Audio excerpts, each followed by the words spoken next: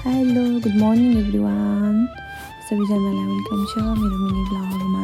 हजुर सबैजना सन्चै हुनुहुन्छ होला। आजबाट चाहिँ म पनि अलिकति ठिक छु, मेरो ब्याक पेन कम भएको छ। आजबाट चाहिँ उहाँलाई भेट्न जाने कति अगाडिदेखिको कुरा, आज चाहिँ बिस्तारै भए पनि जान्छु भनेर म रेडी भएर स्कुटर निकालेर रेडी भएँ।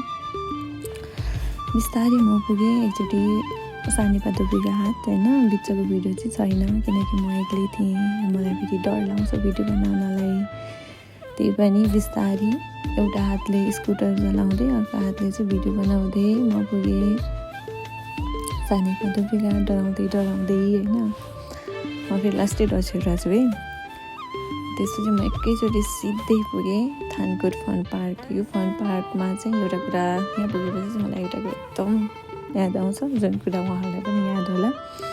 मलाई त याद आउने नै भइहाल्यो यही बाटो हेरेपछि। अब उहाँहरूलाई पनि यो भिडियो पक्कै पनि हेर्नुहुन्छ, उहाँलाई पनि याद आउँछ होइन। बिचको भिडियो चाहिँ मैले काटेको छु एकदम धेरै नै। त्यसपछि म सिधै पुगेँ मेरो प्यारी मुहाकोमा। मुहा बाहिर हेरेर बसिरहेको थियो, मलाई देख्छैन त। म पुगेँ,